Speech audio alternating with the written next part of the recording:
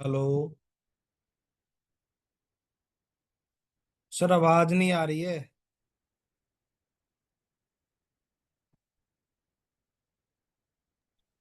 बेटा अभी स्टार्ट नहीं किया। ठीक है आप सर। जब स्टार्ट करेंगे तब आइए।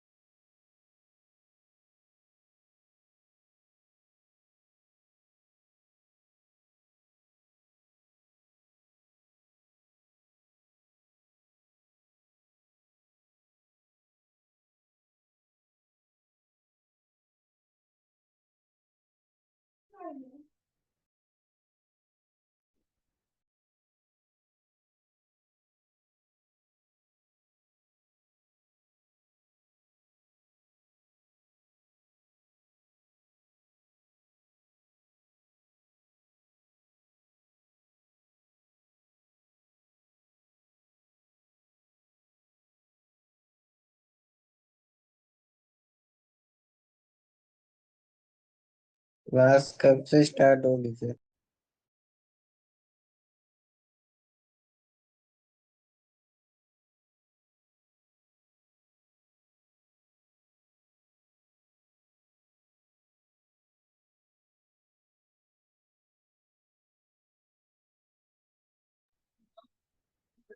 Hello everyone, good morning. So let's start.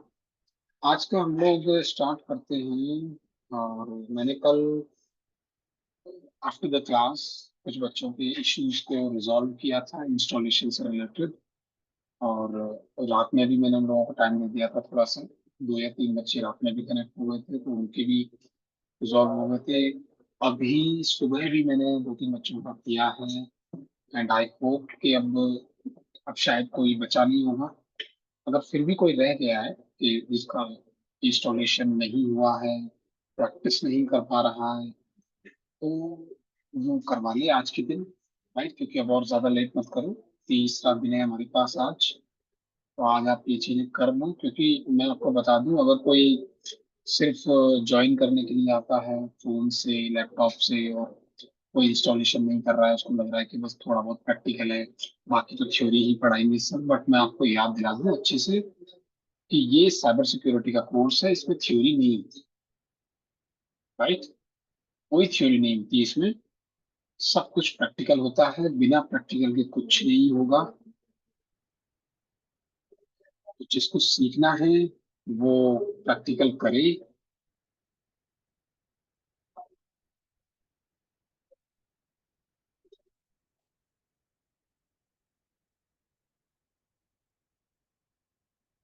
आज कितने बजे मैसेज करें? आज भी आप लोग 4:30 नहीं, आप 4:30 नहीं, 5 बजे कर दीजिएगा।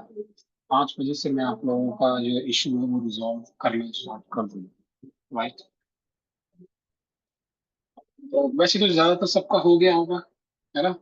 अच्छा, एक चीज मैं आपको बता देता हूँ। अगर वैसे तो मैंने जिन जिन बच्चों को मैंने किया है, तो मैंने अभी जब आप फर्स्ट टाइम लाइनेक्स को देखो इंस्टॉल करते हो, राइट, इंस्टॉल होने के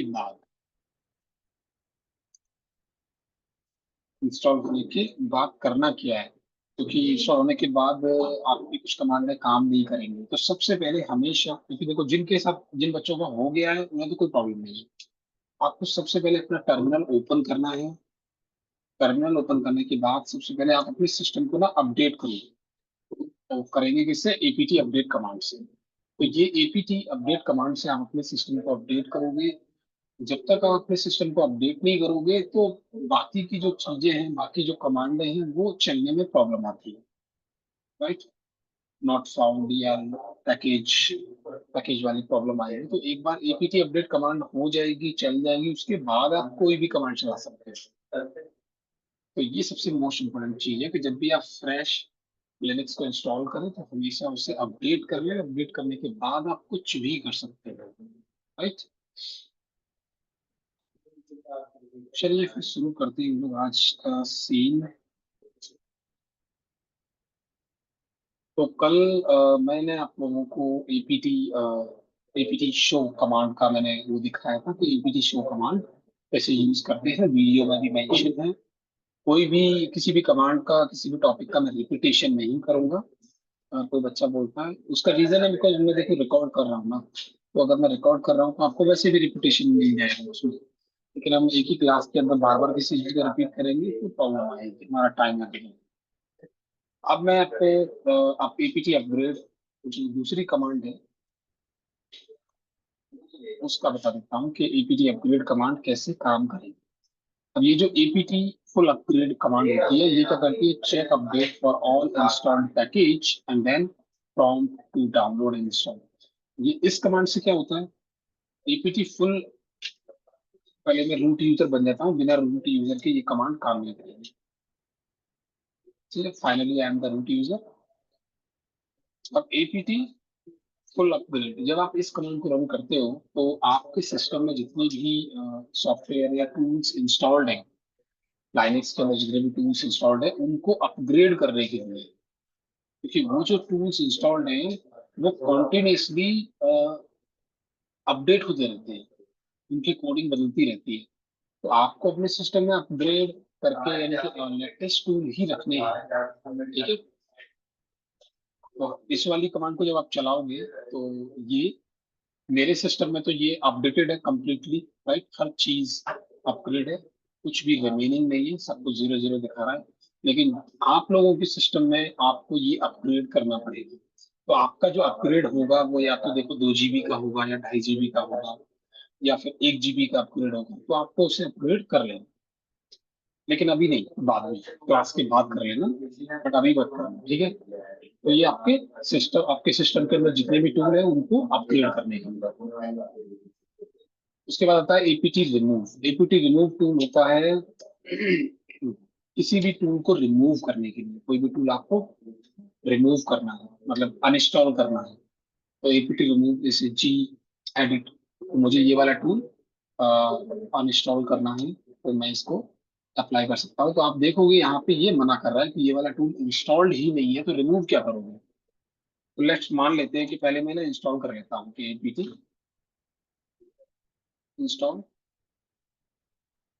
पहले देखो मैं इसको इंस्टॉल कर रहा हूँ, तो इंस्टॉल करने के लिए ये वाला प्रोसेस है, तो ये इंस्टॉल होगा।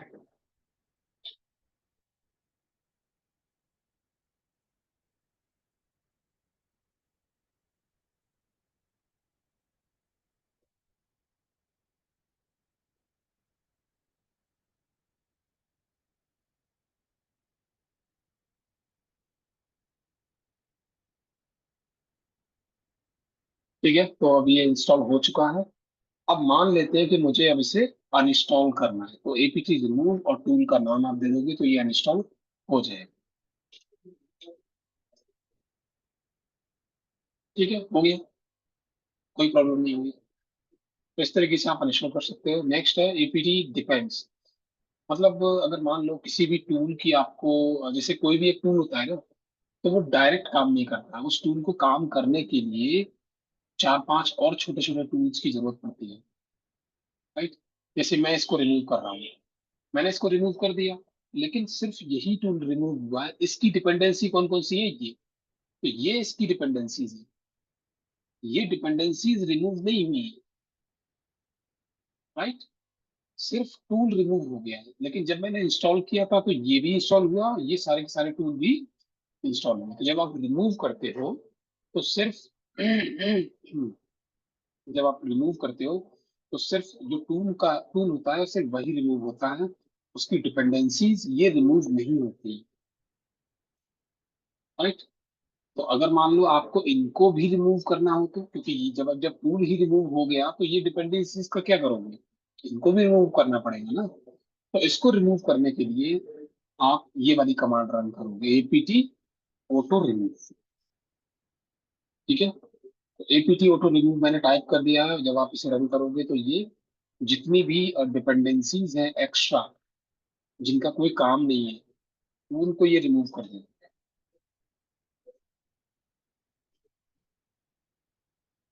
ठीक है, हो गया रिमूव। अब बात आती है डिपेंड्स, मतलब वही डिपेंडेंसीज की, कि मान लो डिपेंड्स, डिपेंड्स माने आप किसी भी टूल की डिपेंडेंसीज चेक कर सकते हो। जैसे मुझे एनमैप टूल की डिपेंडेंसीज को चेक करना है कि एनमैप टूल की कौन कौन सी डिपेंडेंसीज है, और डिपेंडेंसीज के बगैर वो टूल काम नहीं करता है। तो ये है वो सारी की सारी डिपेंडेंसीज। मतलब ये भी छोटे छोटे प्रोग्राम है, इन्हीं प्रोग्राम्स की हेल्प से एनमैप काम करता है, कोई भी टूल काम करता है। तो हर टूल की अपनी अलग होती है, ठीक है। And aptitude auto clean. Aptitude auto clean का मतलब होता है एप्टीट्यूड,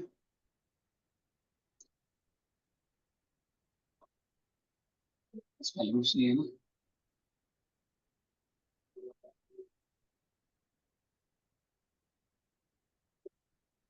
अच्छा, एप्टीट्यूड वाली कमांड मेरे सिस्टम में काम नहीं कर रही है, आपके में भी नहीं करेगी, तो ऐसे हम नहीं छोड़ देते हैं, जाने देते हैं। अब हम दूसरी चीजों पे आ जाते हैं कि ये शॉर्टकट कमांड होती है आपके टर्मिनल की। ये जो आपका टर्मिनल है, इसकी शॉर्टकट कमांड से ये अलग अलग। जैसे कि अगर आपको न्यू टैब ओपन करना है तो कंट्रोल शिफ्ट टी, अगर आपको नई विंडो ओपन करनी है तो कंट्रोल शिफ्ट एन, अगर आपको किसी टैब को क्लोज करना है तो कंट्रोल शिफ्ट डब्ल्यू। अगर कोई भी टेक्स्ट आपको कॉपी करना है टर्मिनल से तो कंट्रोल शिफ्ट सी करके उसे कॉपी किया जाता है, ठीक है। और कंट्रोल शिफ्ट वी करके उसे पेस्ट किया जाता है, ठीक है। अगर आप उसको आपको आपको टर्मिनल का जो फॉन्ट है उसको जूम करना है तो कंट्रोल शिफ्ट प्लस प्लस करोगे तो वो जूम होगा, और अगर कंट्रोल माइनस माइनस करोगे तो वो जूम आउट होगा, ठीक है। उसी तरीके से अगर किसी शेल से आपको एग्जिट करना है तो कंट्रोल डी कर सकते हो, ठीक है। किसी भी टैब में स्विच मारना है आपको तो ऑल्ट वन ऑल्ट टू करके आप स्विच मार सकते हो। तो ये सारी कमांड है, इसके अलावा और भी शॉर्टकट कमांड है शेल के लिए, बट फिलहाल इतनी काफी है। बाकी चीजें आप समय के साथ धीरे धीरे सीखते जाओगे, ठीक है। अब हम आ जाते हैं लाइनेक्स में जो कमांड्स होती है उनकी शुरुआत करते हैं। सबसे पहले मैं एलएस कमांड की शुरुआत करूंगा। किसी भी कमांड को सीखने से पहले उसका स्ट्रक्चर सीखना बहुत जरूरी होता है। तो every Linux command have this format. Her Linux her command का अपना एक फॉर्मेट है। फॉर्मेट क्या है? जैसे कि नेम ऑफ द कमांड, उसके बाद ऑप्शन, उसके बाद आर्गुमेंट, राइट। तो name of the command, option और आर्गुमेंट। तो मान लेते हैं कि कमांड है हमारे पास एलएस, तो ये एलएस हमारी क्या कमांड है। एलएस कमांड जब आप रन करते हो तो जहां भी रन करोगे तो उस डायरेक्टरी के अंदर, उस फोल्डर के अंदर क्या क्या रखा हुआ है, कौन कौन सी फाइल है, कौन कौन से फोल्डर है, वो दिखाई देता है, ठीक है। लेकिन हर कमांड के अपने बहुत सारे ऑप्शन भी होते हैं जो कमांड के बाद हाइफन लगा के लिखे जाते हैं, जैसे एलएस हाइफन एल। उसके बाद आप लास्ट में देते हो आर्गुमेंट। आर्गुमेंट होता है कोई भी फाइल दोगे, कोई भी फोल्डर दोगे, तो स्लैश, मान लो कोई भी फाइल दे दिया स्लैश ईटीसी, तो ये क्या है, ये फोल्डर का नाम दे दिया मैंने, फोल्डर की लोकेशन। हाइफन एल ये एलएस कमांड का ऑप्शन है, और ये हमारी कमांड होगी। तो इस ये होता है कंप्लीट फॉर्मेट, कमांड, ऑप्शन और आर्गुमेंट, ठीक है। तो चलिए शुरू करते हैं फिर। तो जैसे अब पीडब्ल्यूडी कमांड पहले मैं शुरुआत कर देता हूँ कि पीडब्ल्यूडी जो कमांड होती है वो वेलकम। प्रेजेंट वर्किंग डायरेक्टरी, मतलब आपकी लोकेशन को शो कराती है कि टर्मिनल के थ्रू आप ये पता लगा सकते हो कि अभी आप किस लोकेशन पर हो। तो मैं इसको रन करूंगा तो ये दिखाएगा मुझे कि स्लैश होम डायरेक्टरी के अंदर एक काली नाम का डायरेक्टरी है, उसके अंदर चेक करते हैं इसमें। तो ये फाइल सिस्टम मैंने ओपन कर लिया, तो यहाँ पे देखो होम डायरेक्टरी ये रही। इस होम डायरेक्टरी के अंदर एक काली नाम का डायरेक्टरी है, उसके अंदर मैं यहाँ पर हूँ इसका मतलब, राइट। इसका मतलब मैं यहाँ पर हूँ। चेक करते हैं। अब इसके अंदर आप देखोगे तो यहाँ पे बहुत सारे फोल्डर हैं, तो वो कैसे चेक करेंगे यहाँ पे? तो आप एलएस कमांड को रन करोगे, एलएस। तो एलएस कमांड का काम क्या है? जिस फोल्डर के अंदर आप एलएस कमांड को रन करते हो वो उस फोल्डर के अंदर का सारा डेटा दिखा देता है। तो फोल्डर के अंदर तो बहुत सारे फोल्डर डले हुए हैं, तो उसने ये सारे के सारे फोल्डर दिखा दिए। तो ये क्या है? ये वही फोल्डर है जो आपको यहाँ नजर आए। तो ये होता है एलएस कमांड, ठीक है। अब अगर मान लो कि आपको एलएस कमांड से इस फोल्डर के अंदर क्या है, इस फोल्डर के अंदर क्या है, ये सब देखना है, तो कैसे देखोगे? या इस फोल्डर के अंदर, तो मैं एलएस कमांड करके एलएस लिखो, उसके बाद जिस फोल्डर के अंदर आपको देखना है उस फोल्डर का नाम, ठीक है। अगर मैंने आधा नाम लिखा हुआ है, ठीक है, उसके बाद टैब प्रेस कर दो। जब टैब प्रेस करोगे तो ये ऑटो कंप्लीट हो जाता है ऑटोमेटिकली। तो एंटर मारो। जब आप एंटर मारोगे तो इस फोल्डर के अंदर क्या है वो दिखाई दे जाएगा। तो इस फोल्डर के अंदर कुछ भी नहीं है, इसलिए कुछ नहीं हुआ। समझ गए? क्योंकि अभी देखो सारे के सारे फोल्डर खाली है, अगर आप नोटिस कर पा रहे हो तो ये सारे फोल्डर अंदर से खाली है। अगर मैं कुछ बना देता हूँ यहाँ पे, जैसे कि create a document empty file, कोई भी बना दी मैंने सेम, ठीक है। तो अब डेस्कटॉप डेस्कटॉप फोल्डर के अंदर मैंने एक फाइल बना दी है। और अब मैं चेक करूं दोबारा से, एलएस डेस्कटॉप, मतलब डेस्कटॉप के अंदर क्या है? सेम एक फाइल है। समझ गए? तो ये कर सकते हो। अब मैं यहाँ पर हूँ काली फोल्डर के अंदर, काली के अंदर ये सारे के सारे फोल्डर हैं। तो मैं जो जो फोल्डर मुझे दिखाई दे रहे हैं, ठीक है, आप चेक करो, ये फोल्डर यहाँ पे मुझे दिखाई दे रहे हैं, मेरे सामने ही है। तो मैं इनके अंदर का डेटा देख सकता हूँ। जो फोल्डर यहाँ पर नहीं है, आप उनके अंदर का भी डेटा देख सकते हो। राइट? जैसे कि फाइल सिस्टम के अंदर जाए हम यहाँ पे, तो ये सारे इतने सारे फोल्डर हैं, तो इनका भी डेटा देखा जा सकता है। कैसे देखोगे? तो ये जो सारे के सारे फोल्डर हैं, ये कहाँ पर है? ये सारी की सारी जो डायरेक्टरी है, फोल्डर है, ये कहाँ पर है? कहाँ, कौन सी लोकेशन है ये? कोई बताएगा?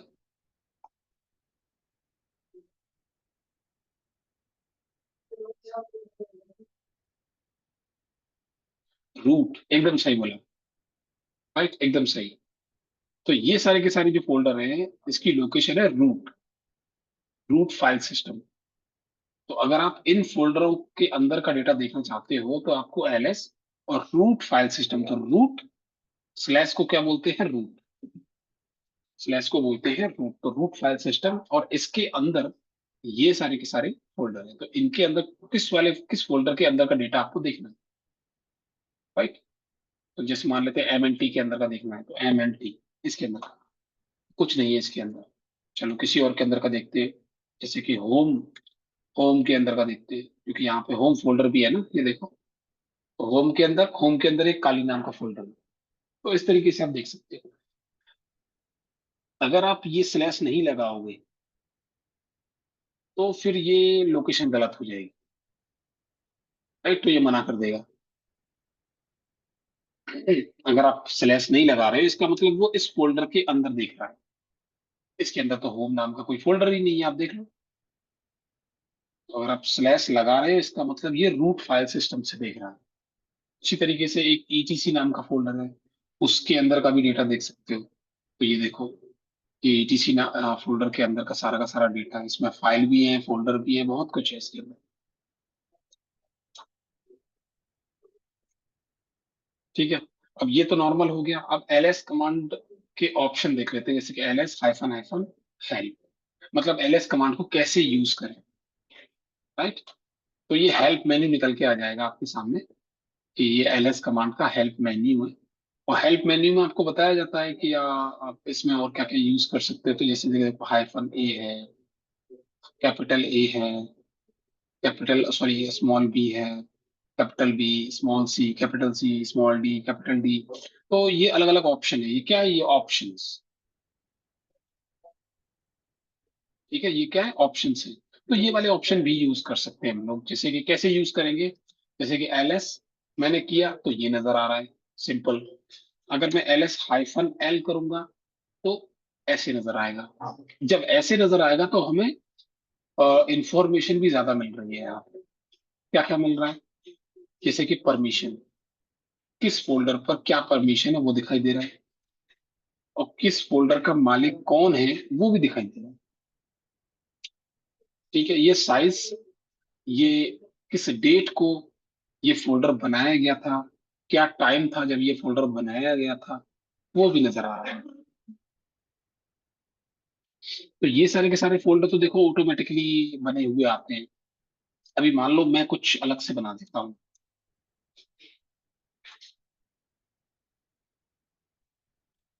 तो मैंने अपनी तरफ से एक फाइल बना दी है। अब चेक करता हूँ, LS हाइफन है। अब आप चेक करोगे तो पता चलेगा कि इसकी परमिशन अलग है। इसका मालिक कौन है? कोई भी फाइल, कोई भी फोल्डर जो आप बनाते हो, तो कौन बना रहा है? वही उसका ओनर होता है। तो मैं रूट यूजर हूँ, यहाँ पे देखो, कौन हूं मैं? Root user. तो रूट यूजर ने ये फाइल बनाई है, इसलिए इसका इसका जो ओनर है, वो भी रूट यूजर ही है। राइट? कब बनाया गया? 2:03। मतलब अभी जो मेरे लाइनेक्स सिस्टम के अंदर जो टाइमिंग है, उसके हिसाब से 2:03 हो रहा है। ठीक है, 12 जून ही है। टाइमिंग गलत है, आई नो, बट दिखाई दे रहा है कि हाँ, किसने बनाई है फाइल, कब बनाई है। तो ये होता है LS हाइफन एल कमांड। अगर आप इसमें LS हाइफन एल के साथ या तो ls-a यूज कर लो आप, ठीक है, ऐसे भी कर सकते हो। तो ls-a कमांड जब आप यूज करते हो तो आपको नजर आएगा कि अब आपको और ज्यादा फाइलें नजर आ रही है। तो जितनी भी ये जो डॉट वाली फाइल है, डॉट, डॉट से स्टार्ट हो रहा है फोल्डर, डॉट से स्टार्ट हो रही है फाइल, ये डॉट वाली जो फाइल होती है इनको बोलते हैं हिडन फाइल, हिडन फाइल या हिडन फोल्डर, राइट। तो ये डॉट वाला सिस्टम है, ये सिर्फ लाइनक्स में काम करता है और एंड्रॉयड में काम करता है। विंडोज में अगर आप डॉट डॉट लगा के कोई भी फाइल या फोल्डर बनाओगे तो वो हाइड नहीं होगा। तो जितनी भी फाइल या फोल्डर जो डॉट से स्टार्ट होते हैं बाय डिफॉल्ट ये दिखाई नहीं देते। समझ रहे हो? तो यहाँ पे भी देखो, यहाँ पे देखो, यहाँ पे देखो, साफ नजर आ रहा है कि सिर्फ इतने ही फोल्डर है, बट एक्चुअल में ये जो डॉट वाली चीजें हैं ये सब हिडन है, हाइड है ये। समझ गए? तो अगर यहाँ पे भी मुझे वो हाइड वाली चीजें देखनी है तो कैसे देखेंगे? तो हाइड वाली चीजें यहाँ से नजर आ जाएंगी मे बी शायद, व्यू में जाके configure toolbar show hidden file, ये रहा। तो जब आप शो हिडन फाइल पे जाके क्लिक करोगे तो ये देखो, तो ये वो फाइल है, फोल्डर है जो हाइड है ऑटोमेटिकली, क्योंकि ये इंपॉर्टेंट है इसलिए हाइड है। अगर ये इंपॉर्टेंट नहीं होते तो इनको हाइड नहीं किया जाता। तो ये हिडन फाइल है, ठीक है। इनको अनहाइड कर देते हैं हम। आप चाहो तो ls-a भी यूज कर सकते हो, ls-al भी यूज कर सकते हो, या la भी कर लो, या al कर लो, क्या फर्क पड़ता है? ऑप्शन ऑप्शन होता है, कैसे भी यूज कर लो। तो अगर मान लो ls- आपने ls-a यूज किया तो नॉर्मल दिखाई देगा सारा डेटा। लेकिन अगर आप ls-al कर लोगे तो al का मतलब l लगा दिया, l का मतलब क्या होगा कि अब ये और ज्यादा इंफॉर्मेशन दिखाएगा। तो जैसे मैंने एंटर मारा तो अब देखो, अब जितनी भी फाइलें हैं, फोल्डर हैं, जो चाहे हिडन फोल्डर हो या बिना हिडन का हो, उन सबकी परमिशन, उनके ओनर कौन है, उनकी फाइल का साइज क्या है, उनकी डेट क्या है, उनकी टाइमिंग क्या है, ये सब सबके दिखाएंगे, ठीक है।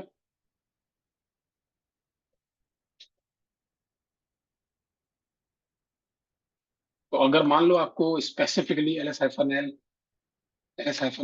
अब आपको किसी दूसरी लोकेशन पर कोई फाइल है उसकी इंफॉर्मेशन देखनी, जैसे कि /etc फोल्डर के अंदर एक etc फोल्डर है, उसके अंदर एक पास wd फाइल है।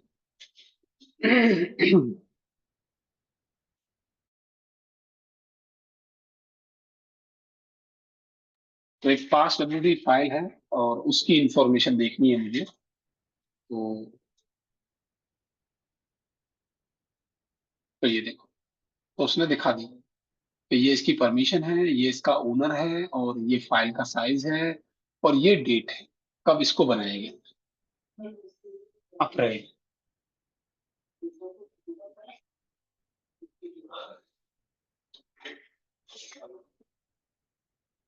समझ गए? तो अब आपको शायद नजर आ गया होगा, समझ में आ गया।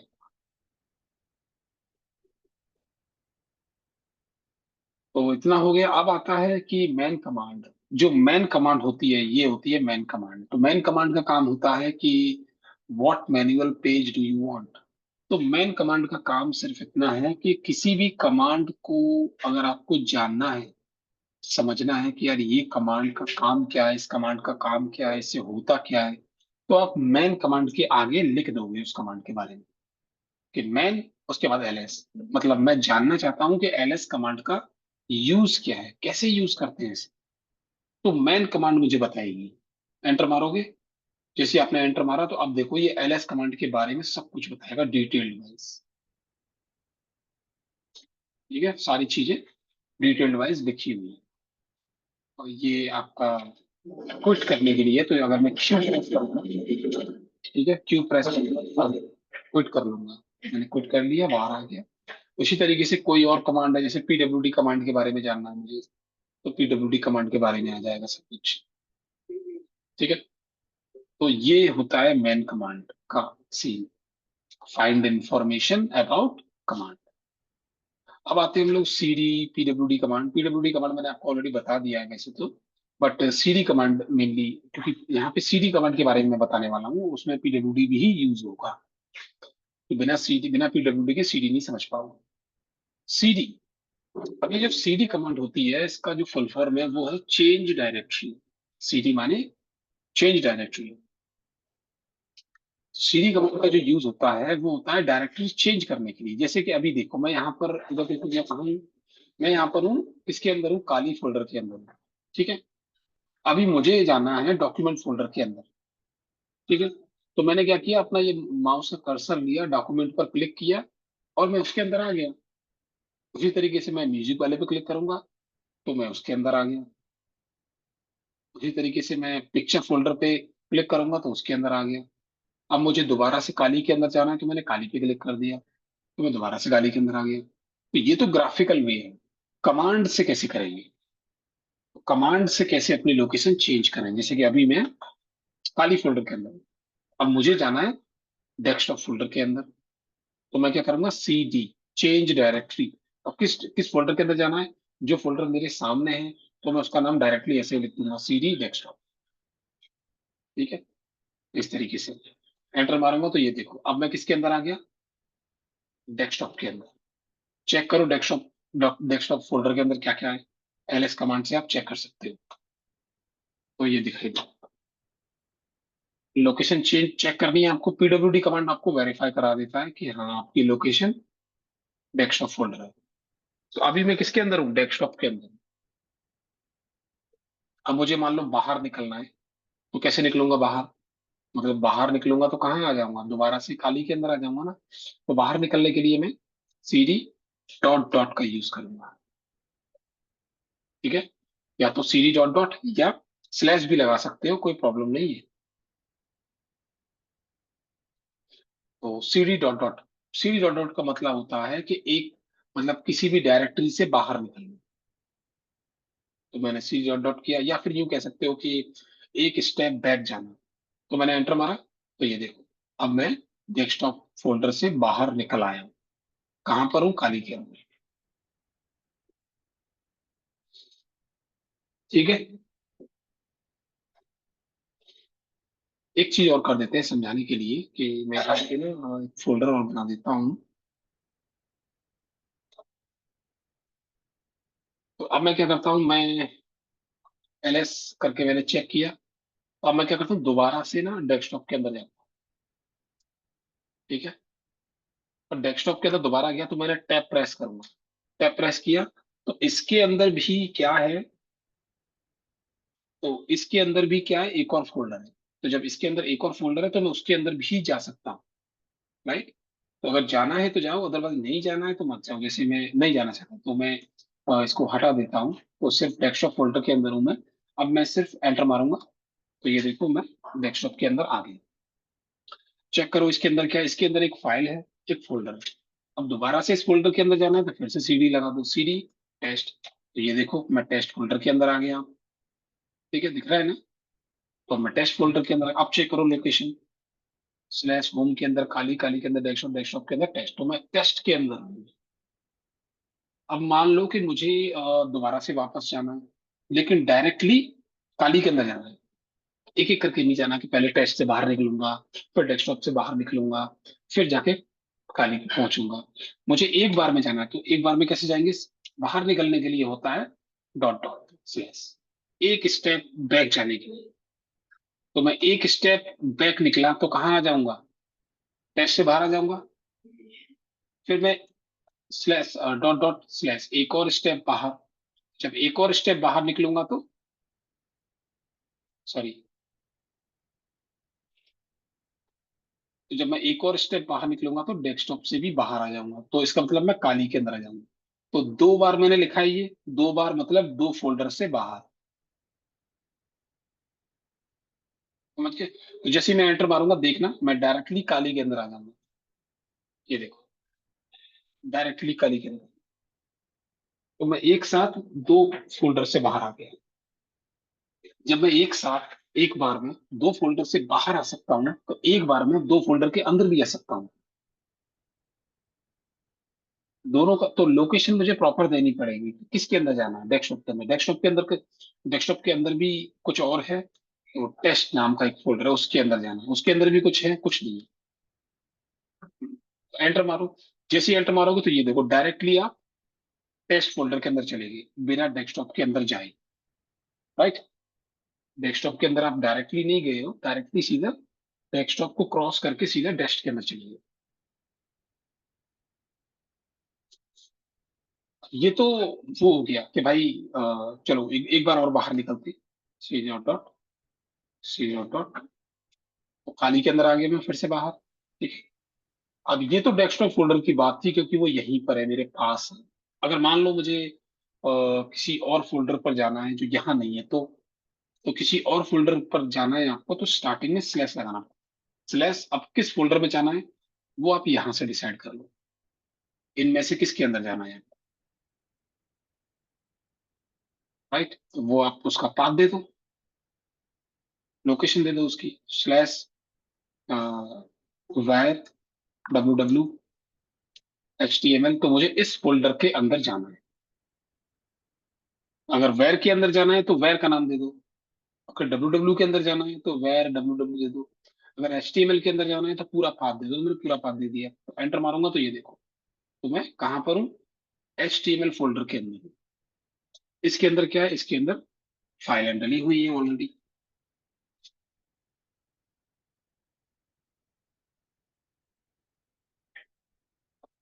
राइट, उसी तरीके से मान लो मुझे बाहर निकलना है,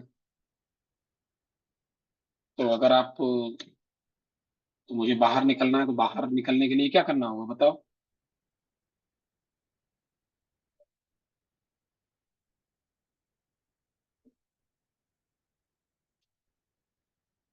मुझे इन फोल्डर से बाहर निकलना है, क्या करना पड़ेगा।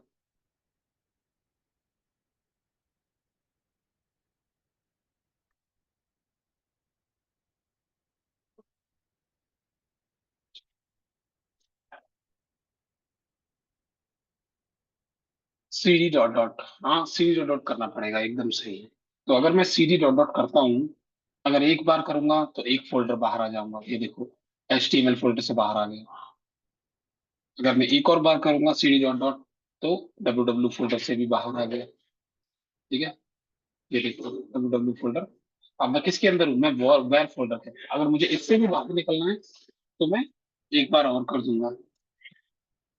अब मैं कहाँ पर आ गया।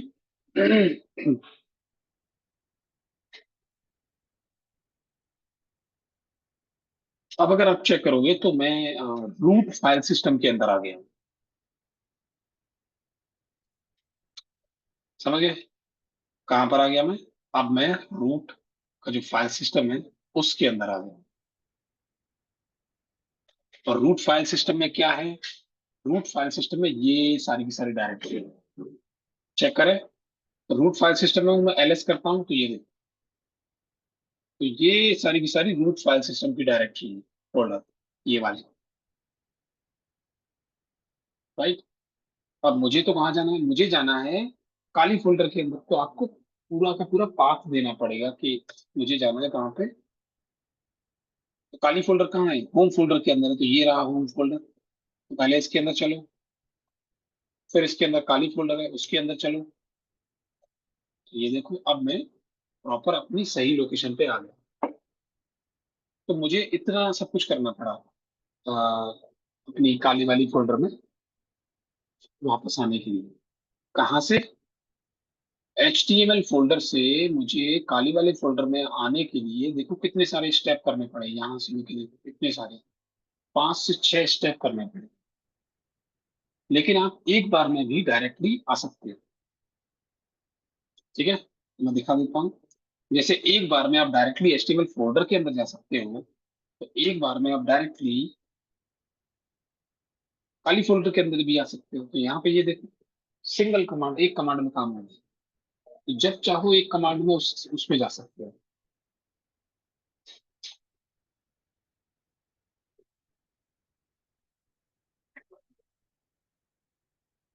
ठीक है, ये हो गया।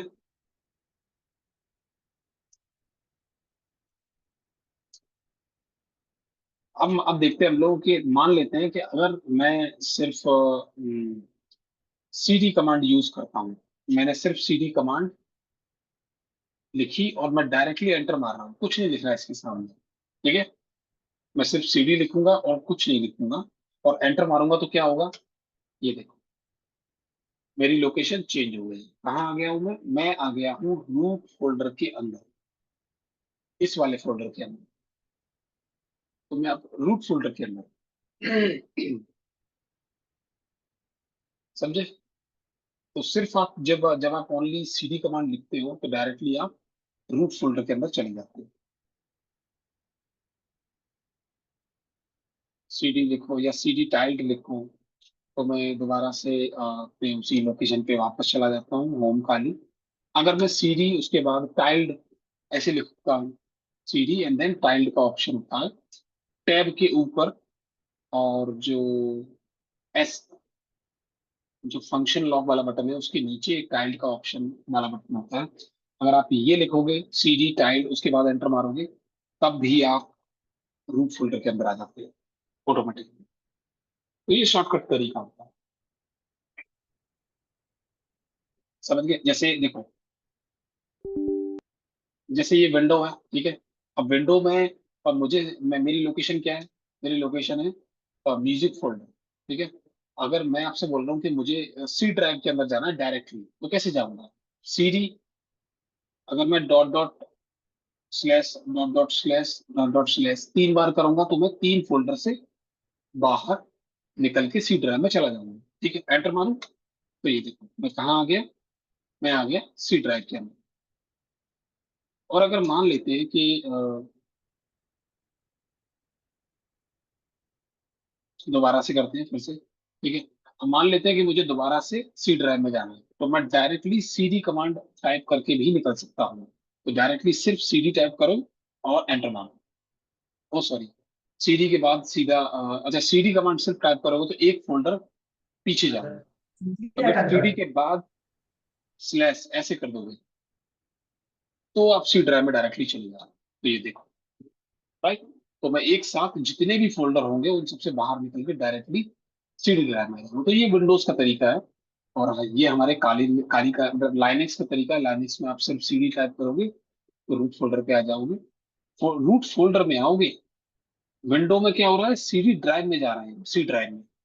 लेकिन इसमें ऐसा नहीं है कि आप फाइल सिस्टम में जा रहे हैं, आप इस वाले फोल्डर के अंदर आ रहे हो घुमा फिरा के, राइट।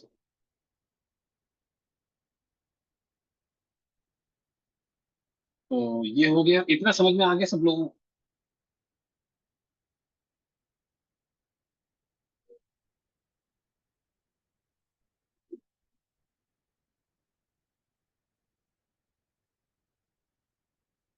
बार बार,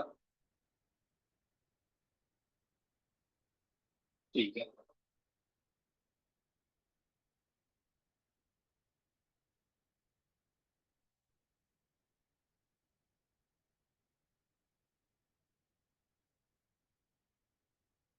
ओके, चलिए फिर अब हम नेक्स्ट स्टेप पे चलते हैं। और नेक्स्ट स्टेप है क्या, कि create create and delete folder और डायरेक्टरी। फोल्डर या डायरेक्टरी एक ही बात होती है, आप जानते हैं। तो यहाँ पे जो हमारा नेक्स्ट टॉपिक है वो है फोल्डर फोल्डर क्रिएट करना और फोल्डर को डिलीट करना। ठीक है, फोल्डर क्रिएट करना और फोल्डर को डिलीट करना। तो मैंने आप लोगों को पीडब्ल्यूडी कमांड बता दी है। पीडब्ल्यूडी कमांड का काम होता है कि आप किसी भी, मतलब आप अपनी लोकेशन चेक कर सकते हो। ठीक है, तो पीडब्ल्यूडी जब भी आप रन करोगे तो आपकी लोकेशन दिखेगी। पीडब्ल्यूडी कमांड, उसके अलावा एक और कमांड होती है who am I command. Who am I command से क्या होता है कि हु एम आई कमांड आपकी आइडेंटिटी को बताती है कि आप कौन से यूजर है, राइट। तो अगर मैंने ये टाइप किया हु एम आई तो ये मुझे बता देगा मैं कौन सा यूजर, राइट। अगर मैं एक और टर्मिनल ओपन कर लेता हूँ, ये मेरा नॉर्मल टर्मिनल, ये देखो काली यूजर वाला टर्मिनल है। तो ये वाला टर्मिनल कौन सा है, रूट यूजर का टर्मिनल है। तो मैं काली यूजर वाले टर्मिनल पे टाइप करूंगा हु एम आई, तो यहाँ पे ये दिखाएगा काली। और रूट यूजर वाले पे टाइप किया मैंने तो ये दिखाएगा रूट। तो यहाँ पे ये सिग्निफिकेंस भी है, ये देखो यहाँ पे हैज है ना, तो ये जो सिंबल है हैज का सिंबल है ये। हैश का सिंबल मतलब रूट यूजर, और अगर आपको डॉलर का सिंबल नजर आ रहा है मतलब नॉर्मल यूजर। ठीक है, तो ये हुआ मैं कमांड हो गई। हुआ मैं कमांड आपकी आइडेंटिटी को बताता है। उसके अलावा एक और कमांड है आईडी कमांड। आईडी कमांड जब आप टाइप करते हो तो ये भी आपकी आइडेंटिटी को ही बताता है कि आप कौन से वाले यूजर हो, नॉर्मल यूजर हो, रूट यूजर हो। तो यहाँ पे दिखा रहा है कि रूट यूजर। ठीक है, अगर आप काली वाले यूजर पे टाइप करोगे आईडी कमांड तो ये देखो कौन सा यूजर, काली, काली यूजर। ठीक है, तो ये दो तीन कमांड हो गई। ओके, तो अब हम दूसरी देखते हैं, क्रिएट एंड डिलीट फोल्डर। तो अब बात करते हैं कि फोल्डर बनाने के लिए या फिर डिलीट करने के लिए क्या है। तो पहले हम फोल्डर बनाना सीखेंगे। फोल्डर बनाने के लिए एक कमांड का इस्तेमाल होता है, और वो कमांड है mkdir। mkdir कमांड से आप एक नया फोल्डर या फिर नई डायरेक्टरी बना सकते हैं। ठीक है, तो चलो मैं बनाता हूँ एक नया फोल्डर, एक नई डायरेक्टरी। तो मैं mkdir, ये टाइप मैंने किया mkdir, और मुझे एक फोल्डर बनाना है। तो एक काम करता हूँ, मैं यहाँ पे नहीं बनाऊंगा, यहाँ पे ऑलरेडी बहुत सारे फोल्डर हैं। तो मैं क्या करता हूँ, मैं डेस्कटॉप फोल्डर के अंदर या फिर ना म्यूजिक फोल्डर के अंदर चला जाता हूँ, सीडी म्यूजिक। तो मैं कहाँ पर आ गया, म्यूजिक फोल्डर के अंदर। यहाँ पे आप चेक करोगे, यहाँ पे कुछ भी नहीं है। तो यहाँ पे बनाता हूँ मैं mkdir। mkdir की फुल फॉर्म जो है वो है मेक dir, मेक डायरेक्टरी, मतलब डायरेक्टरी बनाना। तो mkdir की हेल्प से मैं एक फोल्डर बनाऊंगा। उस फोल्डर का नाम क्या रखूंगा मैं, स्मॉल ए। ठीक है, स्मॉल ए नाम का एक फोल्डर। तो मैंने एंटर मारा तो ये फोल्डर बन गया। तो मैं आपको दिखा भी देता हूँ साथ के साथ। ये देखो, स्मॉल ए नाम का एक फोल्डर बन चुका। चेक करोगे ls कमांड से दिखाई दे जाएगा कि हाँ, एक ls-l आप मैंने रन किया तो ये दिखा रहा है कि एक फोल्डर बन गया। ठीक है,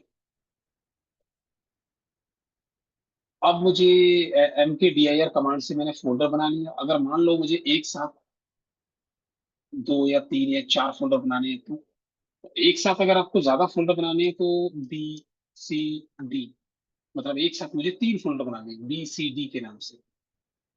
ठीक है, तो मैंने एंटर मारा। जैसे मैंने एंटर मारा तो ये देखो बी सी डी, तीन फोल्डर और बन गए। ठीक है, ls-l, तो ए बी सी डी, चार फोल्डर हो गए टोटल। राइट, तो आप सिंगल फोल्डर भी बना सकते हो, एक साथ आप दो या तीन फोल्डर भी बना सकते हो, चार पांच 10 15 जितने भी फोल्डर आपको बनाने हैं आप उनके नाम लिखते चले जाओ, स्पेस देते जाओ, फोल्डर का नाम दे दो, वो बन जाएंगे। अब अगर मान लो कि मुझे इनमें से किसी एक फोल्डर के अंदर फोल्डर बनाना है, समझ रहे हो, फोल्डर के अंदर फोल्डर बनाना है, तो मुझे मुझे ये जो फोल्डर ए है इस फोल्डर के अंदर एक नया फोल्डर बनाना है। तो ए फोल्डर के अंदर कैसे जाएंगे, स्लैश लगा के, और इसके अंदर मुझे ई नाम से एक फोल्डर बनाना है। ठीक है, मैं A B C D use कर रहा हूँ ताकि आपको आसानी से मुझे टाइप करने में दिक्कत ना हो। तो ए फोल्डर के अंदर मुझे ई नाम का फोल्डर बनाना है। तो जैसे ही मैं एंटर मारूंगा तो वो बन चुका है। कैसे चेक करोगे, तो आप या तो ग्राफिकली चले जाओ, तो ये देखो ए फोल्डर के अंदर ई फोल्डर। ठीक है, और अगर आपको कमांड से चेक करना है तो कमांड से कैसे चेक करोगे, ls-a, तो ls और उसके बाद फोल्डर का नाम, तो वो उस फोल्डर के अंदर का डेटा दिखा देगा। तो ए फोल्डर के अंदर ई फोल्डर है। ठीक है, या फिर आप एक शॉर्टकट तरीका यूज कर सकते हो, TRW, ट्री कमांड। तो ट्री कमांड में आपको क्या है, ट्री फॉर्मेट में दिखा देगा कि किस फोल्डर के अंदर क्या है। तो यहाँ पे देखो दिखा रहा है ए के अंदर ई है, बी सी डी ये खाली है। ठीक है, ये एम्प्टी।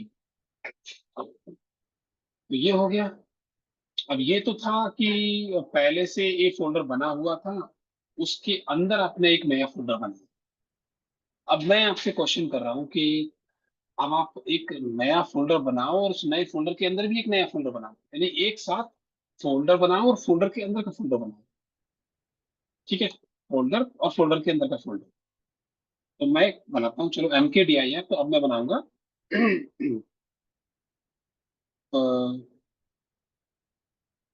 dir1 मतलब फोल्डर का नाम है ये, तो एक नया फोल्डर बना रहा हूँ dir1 के नाम से। और इसके अंदर भी मैं dir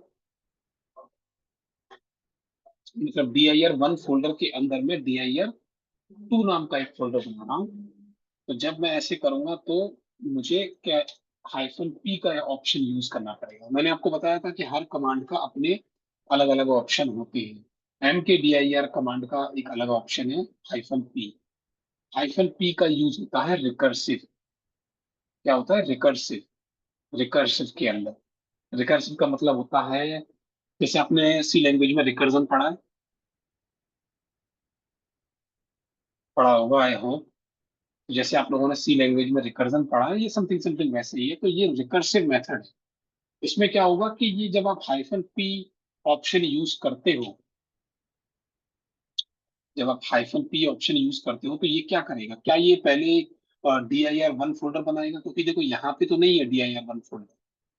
तो ये क्या करेगा? ये पहले dir2 फोल्डर बनाएगा, फिर बाहर निकलेगा, फिर dir1 बनाएगा। मैं एंटर मारता हूँ तो ये देखो ऑटोमेटिकली dir1 बन गया, और उसके अंदर dir2 भी बन गया। तो ये होता है कि फोल्डर बनाना और फोल्डर फोल्डर के अंदर भी फोल्डर बनाना, एक साथ दो फोल्डर लेकिन एक दूसरे के अंदर बनाना। समझ गए? ये हो गया। अब आ जाते हैं हम लोग डिलीट करने के लिए, कि मान लो फोल्डर को डिलीट करना है, तो कैसे करोगे? तो सेम वही, जो भी कमांड मैंने दोहराई है, अब डिलीट करने के लिए इस्तेमाल होता है rmdir। rm माने रिमूव। ठीक है, तो rmdir अगर मुझे मान लो कोई भी फोल्डर डिलीट करना है, जैसे मुझे फोल्डर ए डिलीट करना है, तो rmdir ए। तो मैं ए को करूंगा तो ये डिलीट नहीं होगा। क्यों नहीं डिलीट हो रहा है ये?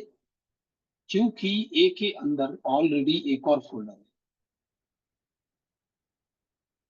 तो rmdir कमांड से आप ओनली एम्प्टी फोल्डर ही डिलीट कर सकते हो। जिस फोल्डर के अंदर कोई डेटा होगा, उस फोल्डर को आप डिलीट नहीं कर सकते rmdir से। तो इसका मतलब ये हुआ कि rmdir से मैं ए फोल्डर को डिलीट नहीं कर सकता, dir1 फोल्डर है उसको भी डिलीट नहीं कर सकता। तो फिर मैं बी सी डी ये तीनों में से कोई एक डिलीट कर सकता हूँ। तो मैंने बी को डिलीट करना चाहता हूँ, ठीक है? तो जैसे ही मैं बी को डिलीट करूंगा तो ये देखो बी डिलीट हो गया। फिर बी डिलीट हो गया। एक साथ आप चाहो तो दो फोल्डर डिलीट कर सकते हो, सी और डी। ये दोनों खाली है और मैं सिर्फ खाली फोल्डर ही डिलीट कर सकता हूँ। अब बी और सी डी मतलब सी और डी को एक साथ डिलीट करूंगा, तो ये देखो सी और डी दोनों एक साथ डिलीट हो गए, है ना? अब मुझे मान लो कि मुझे जो ए फोल्डर है उसको डिलीट करना है, तो मैंने दोबारा ट्राई किया, नहीं डिलीट होगा। क्यों नहीं डिलीट होगा? क्योंकि उसके अंदर एक और फोल्डर है। तो आपको क्या करना होगा? पहले उसके अंदर का फोल्डर डिलीट करना होगा। तो रिमूव dir यानी कि डिलीट करना है ए के अंदर का ई फोल्डर। एंटर मारो तो ई फोल्डर जो है वो डिलीट हो चुका है ए के अंदर से, चेक करो। तो ये देखो ए खाली है मेरे। तो ए खाली है, इसका मतलब अब ए डिलीट हो जाएगा। अब अगर आप टाइप करोगे rmdir ए, तो ये ए भी डिलीट हो चुका है। ठीक है, तो आपका ये डिलीट हो गया। अब क्या बचा? सिर्फ dir बन। अब इसको मैं चाहूं तो इसी तरीके से डिलीट कर सकता हूं कि पहले इसके अंदर का डिलीट कर देता हूं फिर बाहर का डिलीट कर दूंगा। लेकिन हमारे पास एक और मेथड है। क्या है? -p वाला, कि rmdir -p dir1 फोल्डर के अंदर dir2 फोल्डर है। मतलब एक साथ दो फोल्डर डिलीट होंगे, पहले अंदर वाला डिलीट होगा फिर बाहर वाला डिलीट होगा। समझ गए? तो मैं एंटर मारता हूँ और ये देखो, तो पहले अंदर वाला हुआ था फिर बाहर वाला हुआ, और अब हमारे पास एक भी फोल्डर नहीं है। ठीक है, तो ये है rmdir कमांड से आप फोल्डर के अंदर फोल्डर दोनों को एक साथ डिलीट कर सकते हो। एक और मेथड है, अगर मैं आपको बताऊं तो, जैसे मैंने दोबारा बना लेता हूँ dir1, ठीक है, इसके अंदर भी गया dir2, सॉरी dir2, तो मैंने देखो फिर से बना लिया है dir1 और dir2, आप चेक करा देता हूँ। तो ये देखो dir1 के अंदर dir2 है। तो ये मैंने फिर से बनाया ये दिखाने के लिए कि एक तो ये वाली कमांड हो गई डिलीट करने की, इसके अलावा एक और कमांड है, क्या है, rm कमांड, rm-r, उसके बाद dir1। तो जब मैं rm-r और dir1 टाइप करूंगा तो ये dir1 के अंदर का सारा डेटा डिलीट करेगा और dir1 को भी डिलीट कर देगा।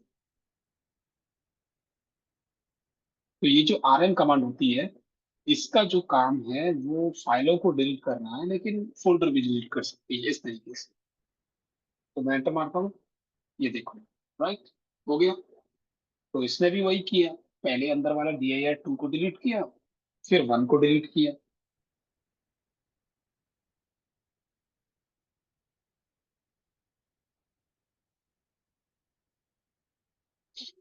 ठीक है, अब एक चीज और दिखा देता हूं मैं आपको, जैसे कि mkdir और abcd एक साथ मैंने 4 फोल्डर बना दिए।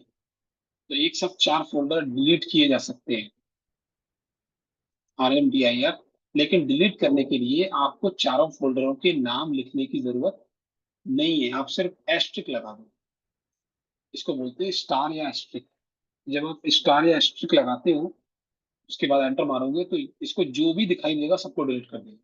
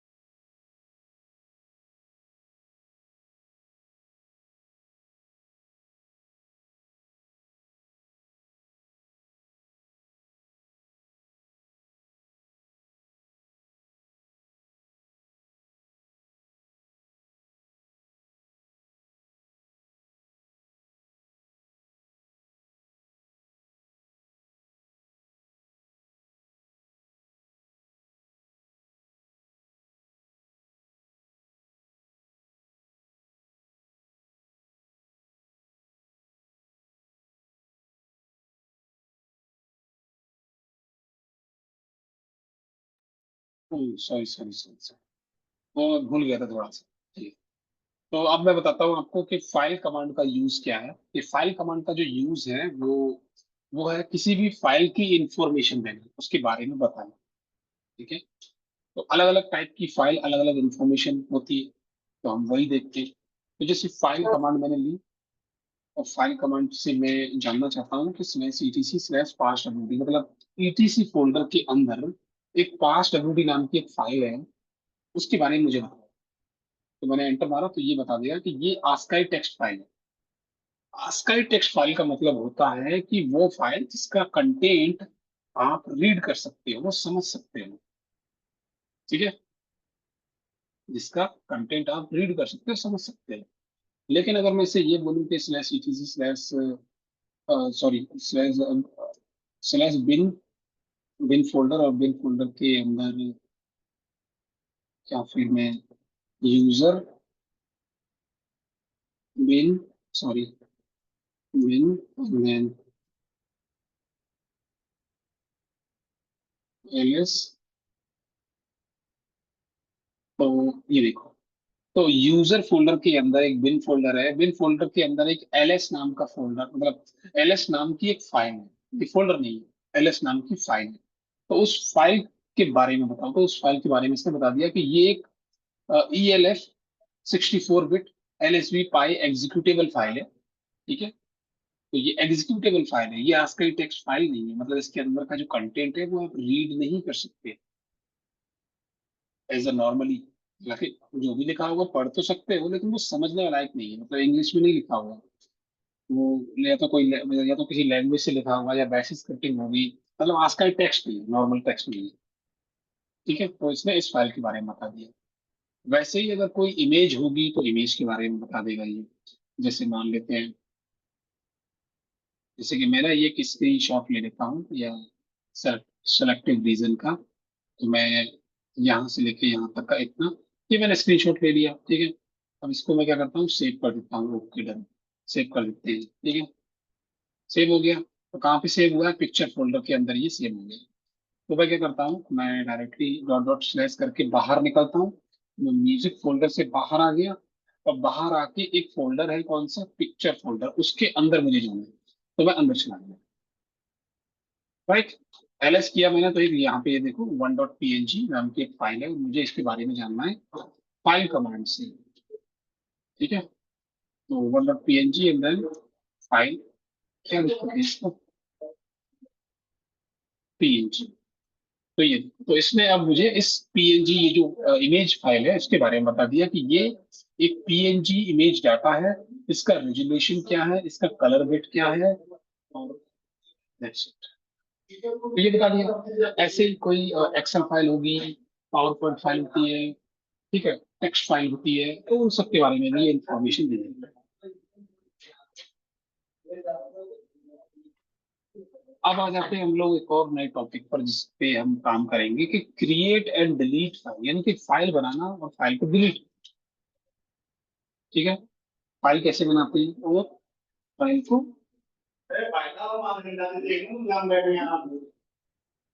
डिलीट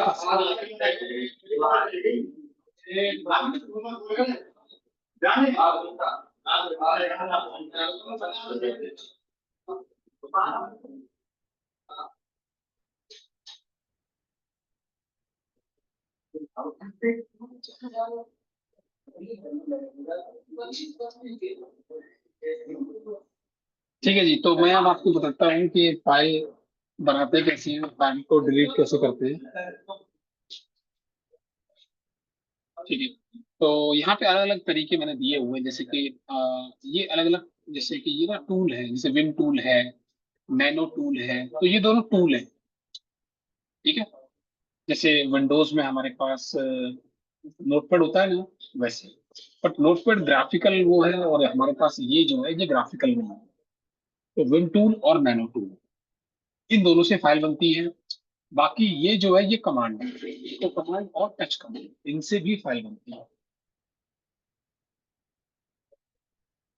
ठीक है, इको कमांड और टच कमांड। तो पहले मैं टूल्स के बारे में बता देता हूँ, या फिर मैं एक काम करता हूँ, पहले ना मैं इको और टच कमांड से बता देता हूँ, बाद में टूल बताऊँ। ठीक है, तो पहले मैं इको कमांड का बता देता हूँ कि इको कमांड से आप फाइल कैसे बना सकते हैं।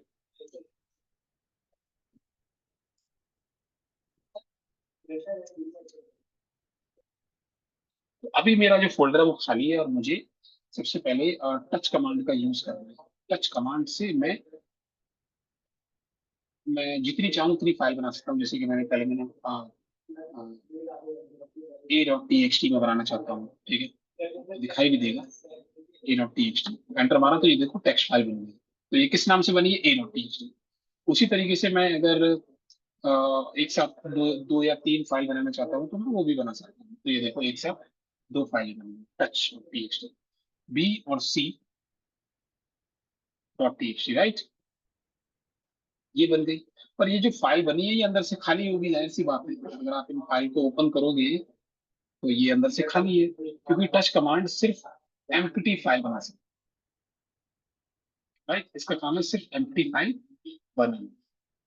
ओके, इतना ही है टच के साथ, और ज्यादा नहीं है। इतना ही कर सकते हो। तो अभी मैं क्या करता हूँ, मैं डिलीट कर देता हूँ ये सारी की सारी फाइल, ठीक है। तो डिलीट हो गई। अब मैं इको कमांड का यूज करूंगा। इको कमांड से भी हम फाइल बना सकते हैं। मतलब इको कमांड फाइल बनाने के लिए यूज नहीं होता है एक्चुअली। इको कमांड जो है ना, प्रिंट करने के लिए यूज होता है। जैसे इको के बाद मैं लिखता हूँ हैकर, तो ये प्रिंट करा देगा मुझे, ठीक है। तो इको कमांड का जो यूज है वो है सिर्फ प्रिंट कराना।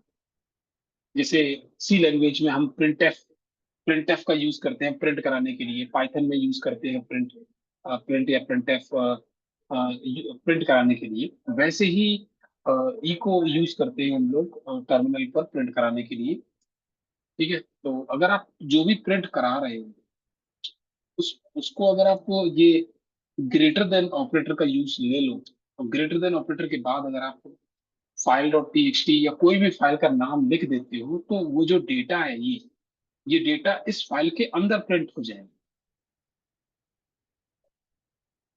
ठीक है। तो अब मैं एंटर मारूंगा तो ये देखो क्या हुआ, कि वो जो हैकर कीवर्ड है, जो सेंटेंस है, वो इस फाइल के अंदर प्रिंट हो गया और वो फाइल बन गई। तो अगर आप इस फाइल को ओपन करोगे तो ये देखो, देख गया। तो ये इस तरीके से इको कमांड की हेल्प से फाइल बनती है,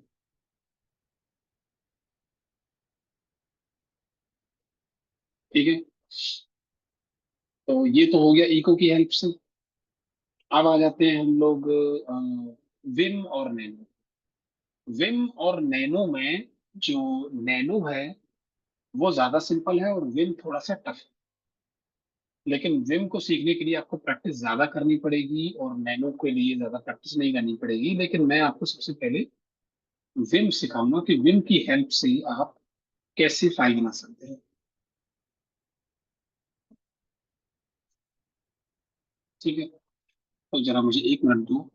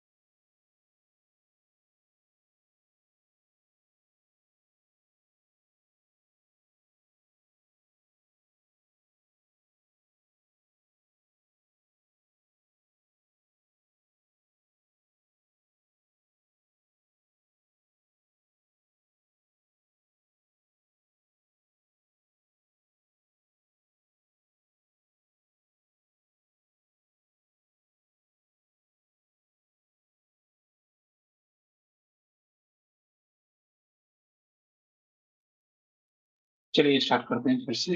ठीक है। तो मैं आपको बोल रहा था कि मैं आपको पहले विम सिखाता हूँ, उसके बाद नैनो। ठीक है। तो पहले जान लेते हैं कि विम और नैनो दोनों के दोनों टूल हैं और लाइनेक्स के टूल हैं, और ये दोनों टूल कमांड बेस्ड टूल है। ठीक है। ये कोई ग्राफिकल टूल नहीं है नोटपैड की तरह कि आप इसे क्लिक करके ओपन कर लोगे। राइट। ये कमांड बेस्ड टूल है।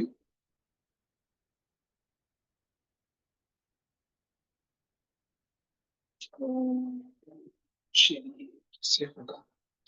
तो पहले हम विम के बारे में जान लेते हैं कि editing text file from the shell prompt, मतलब किसी भी फाइल को एडिट करना, फाइल को बनाना, किससे?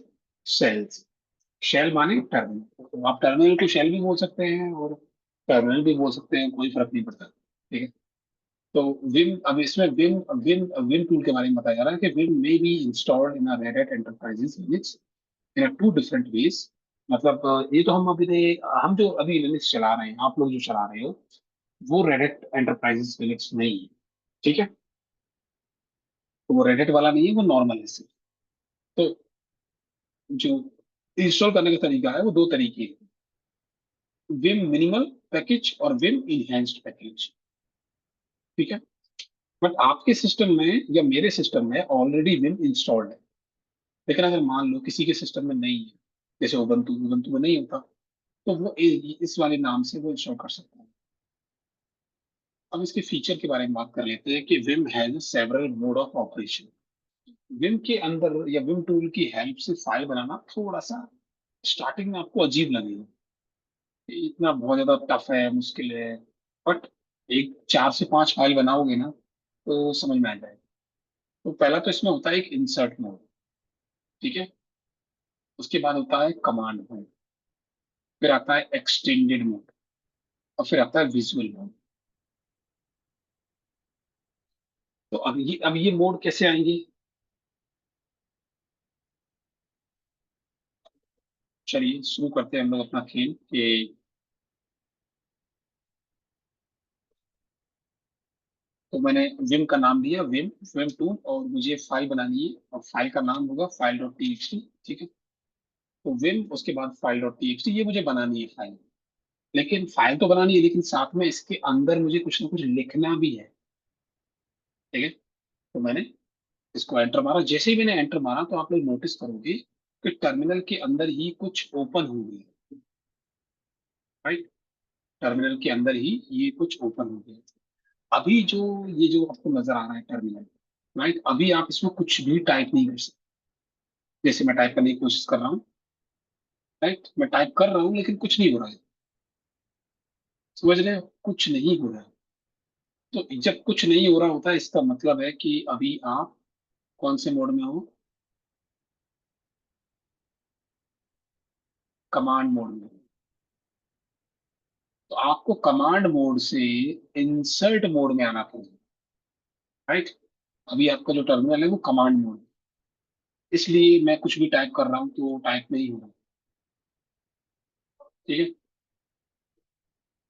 तो आपको इंसर्ट मोड में आना पड़ेगा। इंसर्ट मोड मतलब इंसर्ट करना, टाइप करना, इस सब। तो इंसर्ट मोड में आने के लिए आपको आई प्रेस करना पड़ेगा, आई का जो बटन है ना, तो आई प्रेस करोगे तो आप इंसर्ट मोड में चले जाओगे। ठीक है। तो अब मैं क्या करता हूँ, मैं आई प्रेस करता हूँ। तो जैसे ही मैं यहाँ पे, आपको नोटिस करना है इधर, ये जो बॉटम वाला एरिया है ना नीचे का, यहाँ पर आपको नोटिस करना है। तो जैसे ही मैं आई प्रेस करूंगा, तो ये देखो, जैसे ही मैंने आई प्रेस किया तो यहाँ पे इंसर्ट लिखा आ गया। इसका मतलब अब मैं, या मेरा टर्मिनल इंसर्ट मोड में एक्टिवेट हो चुका है।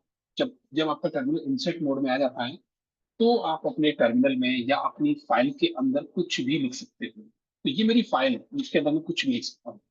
चलिए अब मैं टाइप करता हूँ, हाई आई एम साइड दोनों भोसड़ी के सिक्योरिटी ट्रेनिंग। ठीक है। तो जब मैंने ये टाइप किया, तो टाइप कर सकते हो वट एवर, अगर आपको टाइप करना टाइप कर लो। अगर आपको कहीं से भी कॉपी पेस्ट करना है, मतलब इंटरनेट से कुछ भी, कोई भी कंटेंट है तेरी वो आपको कॉपी पेस्ट करना है, फायर ऑथेंटिकेशन ये वाला खाने की, अरे यार।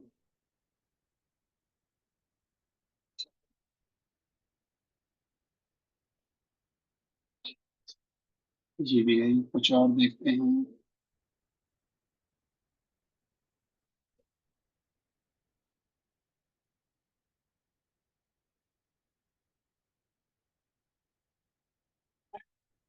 तो जैसे मान लो ये है, तो यहाँ पे मुझे मानो इसकी थ्योरी को कॉपी पेस्ट करना है।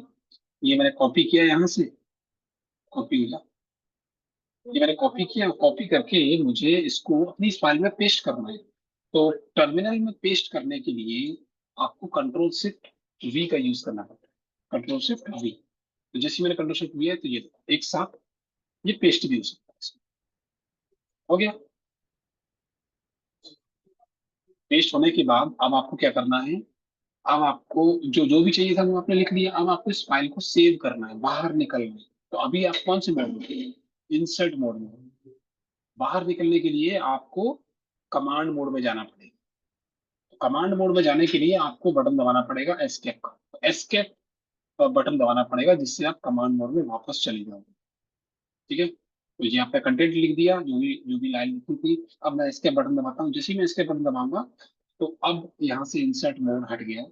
अब मैं कमांड मोड में हूँ। ठीक है, और कमांड मोड में, अब मैं जब कमांड मोड में आ गया तो अब मैं टाइप नहीं कर सकता। अब अगर मैं कुछ भी टाइप करने की कोशिश भी करूंगा तो टाइप नहीं हो सकता। ठीक है, अगर आपको मानो टाइप करना है फिर से दोबारा कुछ और, तो फिर से आई दबा दो, आई बटन, तो देखो फिर से इंसर्ट मोड एक्टिवेट हो गया। तो हेलो फिर से सर। दोबारा से, हेलो सर। यस बोलो। सर इसको सर दोबारा बताना, आपने सर टाइप बताओ कैसे हो रहा है सर, आपने सेव किया था सर ये वाली। मैंने आपको बोला था ना, मैं जो भी मैं पढ़ा रहा हूँ वो सब नहीं रिकॉर्ड सर, हो रहा नहीं है। सर, नहीं सर, यही सेम दोबारा इसी लाइन को बता दो आप, बस मैं इसी लाइन को पूछ रहा हूँ सर, मैं आपके साथ टाइप कर रहा हूँ ना सर, पूछ रहा हूँ। हाँ ये वो चीज है, ये चीज मैं दोबारा मतलब दोबारा में क्या जानना है आपको। सर जैसे मैंने इसमें सर कॉपी पेस्ट कर दिया, इसके बाद क्या करना था सर, कॉपी। कॉपी पेस्ट करने के बाद अब आपको इस फाइल से बाहर निकलना है। तो बाहर निकलने के लिए आपको ये एस्केप जो बटन है ना, ये वाला एस्केप बटन होता है यस हमारे सर। कीबोर्ड पे, इसको प्रेस करना होता है। तो जब आप इसको प्रेस करते हो तो आप ऑटोमेटिकली कमांड मोड में हैं। तो कमांड मोड में आ जाओगे तो उसके बाद आप कुछ भी टाइप नहीं कर सकते। तो जैसे मैं प्रेस करूंगा, जैसे यहाँ पे देखो अभी इंसर्ट मोड है, तो अब मुझे बाहर यस सर। निकलना है। तो मैं एस्केप बटन जैसे ही मैंने दबाया तो मैं बाहर आ गया। बाहर आने का मतलब है कि इंसर्ट मोड से कमांड मोड में आ गया। और कमांड ठीक है मोड में सर आने का फिर। मतलब है कि अब मैं कुछ भी टाइप नहीं कर सकता। और अगर मान लो मुझे फिर भी टाइप करना है तो फिर से आप इंसर्ट मोड में चले जाओ, आपकी चॉइस है। ठीक है सर। ठीक है,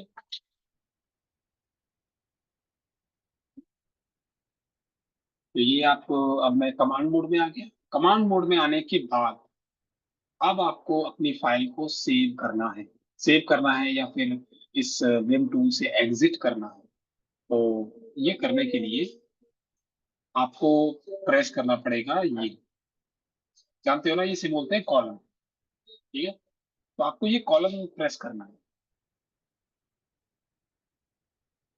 ठीक है, तो पहले मैं कॉलम प्रेस करता हूँ। तो कॉलम कैसे प्रेस करते हैं, शिफ्ट और ये कॉलम, ये रहा। तो यहाँ नीचे देखो बॉटम में, यहाँ पे ये कॉलम आ गई। कॉलम के बाद अब आपको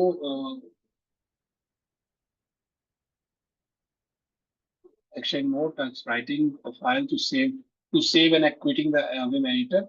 अब अगर आप डब्ल्यू लिखोगे तो मतलब फाइल सेव हो जाएगी। ठीक है, अगर आप डब्ल्यू क्यू लिखोगे तो फाइल सेव होके एग्जिट हो जाएगी। और अगर आप ऐसे लिखोगे Q and then exclamatory marks, ये पूरा का पूरा ये वाला पार्ट, ये राइट। तो इसका मतलब है कि command quits will discarding all file changes since the last try। मैंने वन बाय वन बता रहा हूँ। जैसे मैंने डब्ल्यू लिख दिया, डब्ल्यू, ठीक है, तो डब्ल्यू का मतलब है कि फाइल सेव कर रहा हूँ मैं, लेकिन एग्जिट नहीं कर रहा हूँ, सिर्फ फाइल को सेव कर रहा हूँ। तो जो भी लिखा है मैंने, मैं उसको सेव कर रहा हूँ। तो डब्ल्यू लिख दिया, डब्ल्यू के बाद आपको एंटर दबाना है। एंटर दबा दिया, तो एंटर दबाने के बाद क्या हुआ कि ये जितना भी मैंने लिखा है ये इस फाइल के अंदर सेव हो चुका है। ठीक है, सेव हो गया। अब अगर मान लो आपको सेव नहीं करना है, आपको बाहर निकलना है, लेकिन सेव करके बाहर निकलना है, तो दोबारा से आप शिफ्ट कॉलम, उसके बाद डब्ल्यू क्यू। डब्ल्यू क्यू का मतलब है राइट एंड क्विट। राइट का माने सेव करना और क्विट का माने बाहर निकलना। राइट एंड क्विट इसका मतलब मुझे सेव करना है और बाहर निकलना है। तो जैसे मैं एंटर दबाऊंगा, एंटर प्रेस करूंगा, तो ये देखो मैं बाहर निकल आया। तो जो भी मैंने लिखा है वो इस फाइल के अंदर है।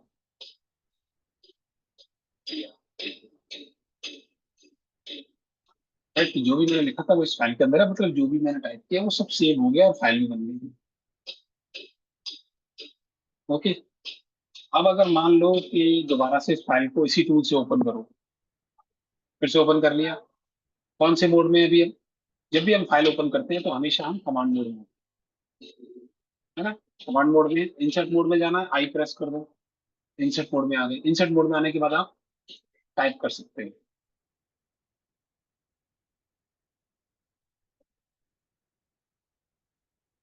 तो मैंने क्या किया, मैं एक लाइन और लिख देता हूँ, ये वाली। ठीक है, ये लाइन लिख दी।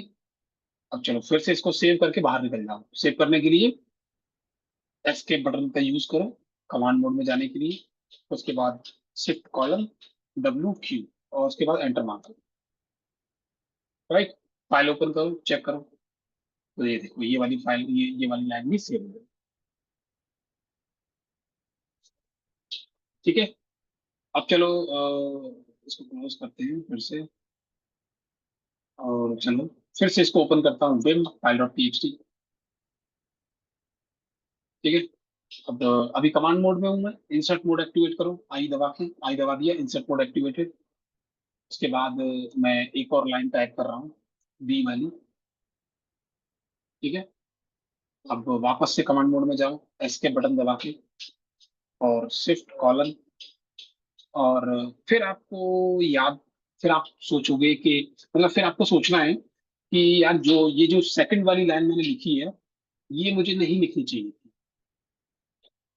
राइट, नहीं लिखनी चाहिए थी। तो आप क्या करोगे, आप उसे उसे हटाने के बजाय आप डायरेक्टली क्विट करोगे। क्विट का मतलब है, मतलब डब्ल्यू आपने लिखा नहीं, डब्ल्यू नहीं लिखा, इसका मतलब ये है कि आप जो भी आपने ये नया ऐड किया है ये सेव नहीं होगा। डायरेक्टली क्विट कर रहे हो, और वो भी एक्सक्लेमेटरी मार्क्स लगा रहे हो। ठीक है, एक्सक्लेमेटरी मार्क्स बोलते हैं इसको, ये जो सिंबल है, तो ये आपको लिखना है। तो जैसे ही आप ये लिख दो, कॉलर लगा के क्यू और एक्सक्लेमेटरी मार्क्स, मतलब जो भी आपने अलग से इसमें लिखी है ये लाइन, ये इसमें ऐड नहीं होगी। तो एंटर मार दो, दोबारा से फाइल को ओपन करो, तो पता चलेगा कि जो भी दूसरी लाइन थी वो इसमें ऐड ही नहीं हुई, क्योंकि आपका लास्ट में जाते जाते विचार बदल गया, आपका मन बदल गया कि आपको नहीं लिखनी। ठीक है। स्टॉप लगा दिया, फिर एंटर पुश कर दिया। कोशिश हमें ये भी करनी होती है कि हम बड़े पैराग्राफ में लिखें। उदय,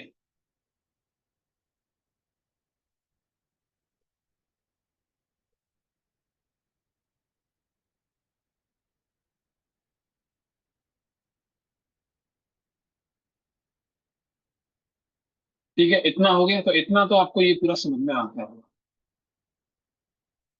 ठीक है, फाइल को बनाना, सेव करना। अब आपको मेरी वीडियो 2-3 बार देखनी है और खुद से 2 या 3 बार या 4 बार फाइल को बनाना है। ठीक है, मैंने खुद भी 2 या 3 बार आपको बना के दिखा दिया, करके दिखा दिया। आई होप कि आप समझ जाओगे। अब इसमें और चीज है, अभी इसमें और भी चीजें हैं। अब क्या है कि rearranging existing text. Rearranging existing text का मतलब है कि अभी फाइल को थोड़ा सा मॉडिफिकेशन करना हो तो कैसे करोगे।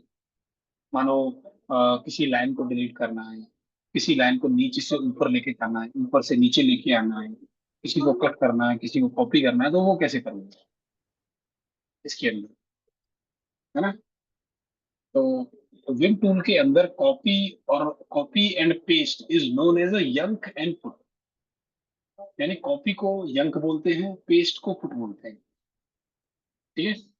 और इसकी जो कमांड है वो यूज होती है वाई और पी, क्योंकि यंक से स्टार्ट है ना, तो वाई मतलब कॉपी और पी माने पेस्ट या पुट। ठीक है। हाँ, ये अब आता है begin by positioning the cursor on the first character to be selected. अगर कोई भी लाइन आपको कॉपी करनी है, कट करनी है, तो आप उस मतलब अपना जो कर्सर है ना, उस लाइन के फर्स्ट करेक्टर पर ले जाए। जैसे मैं यहाँ पे लेकर आ गया, या फिर मुझे यहाँ पे लाना, ये देखो मेरा कर्सर दिखाई दे रहा है, इस तरीके से लेके आनी है, तो उससे क्या होगा कि वो लाइन सेलेक्ट हो जाती है। तो उसके बाद सेलेक्ट हो गई लाइन, तो आप जो चाहो वो करो। आपको कुछ नहीं करना, बस कर्सर लेके जाना है। इसे मैं ऊपर वाले पे चला गया cursor. When you ready, press Y, क्या करने के लिए? कॉपी करने के लिए। तो वो क्या होगा, कॉपी हो जाएगा और मेमोरी में चला जाएगा कॉपी डेटा। और position the cursor at the new line, और जहां पे भी आपको जाना है नई लाइन पे, वहां जाके आपको पी प्रेस कर देना है। पी माने पेस्ट कर दो, वहां पे पेस्ट हो जाएगा। ठीक है, चलिए फिर शुरू करते हैं इसको भी। तो हमारी कंटेंट राइटिंग के बारे में मैं फीडबैक आप सबके लिए क्या है, फुल कंटेंट राइटिंग कोर्स जिसमें सारे कुछ जो कंटेंट राइटिंग में टाइप्स होते हैं, फील्ड्स होते हैं। उदय,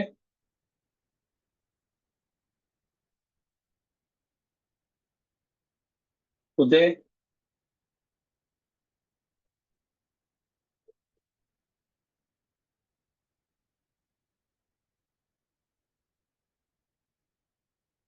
एक मिनट, मैं इसको उदय को जरा समझाता हूँ ये कर क्या।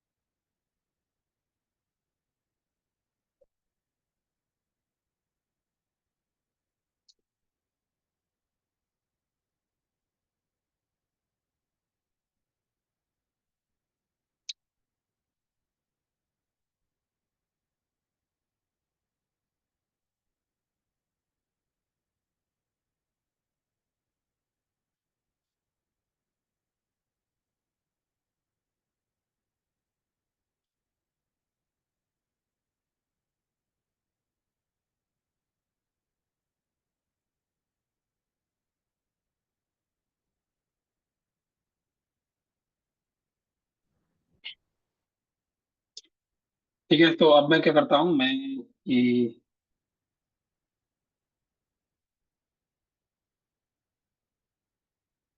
ये लाइन डिलीट कर देता हूँ सारी की सारी।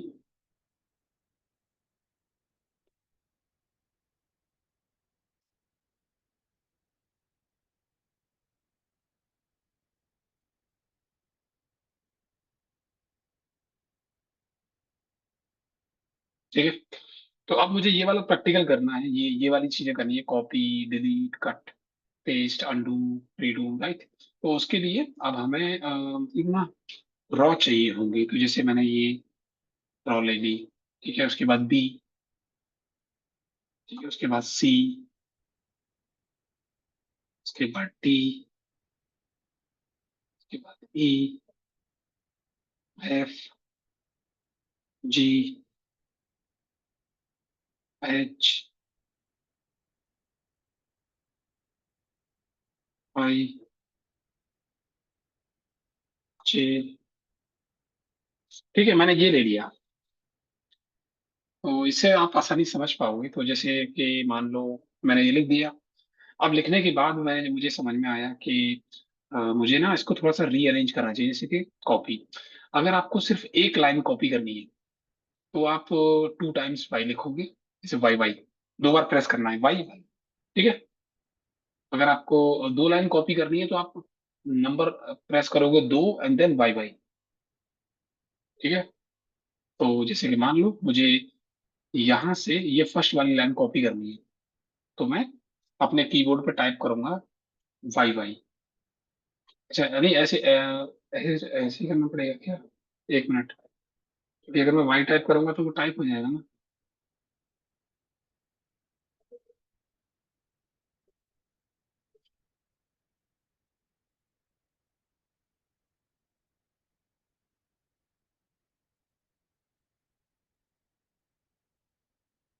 नहीं, तो अभी हम किस में इंसर्ट मोड में हैं। ठीक है, तो इंसर्ट मोड में हैं हम लोग। तो अभी इंसर्ट मोड में तो कुछ भी टाइप करोगे वो टाइप ही हो जाएगा।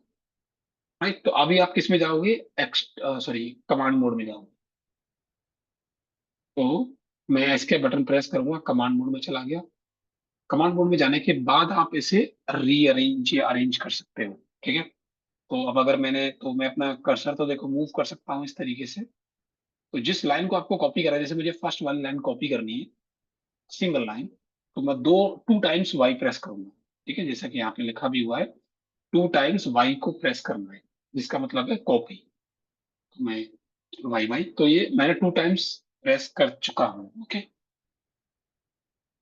अब मुझे मान लो